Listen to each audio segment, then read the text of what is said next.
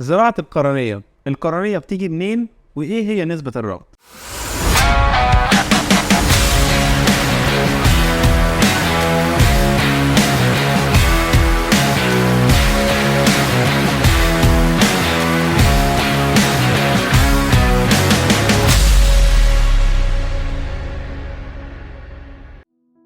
سؤال بتسأله كتير من مريض هيحتاج زراعة أو ترقيع قرنية.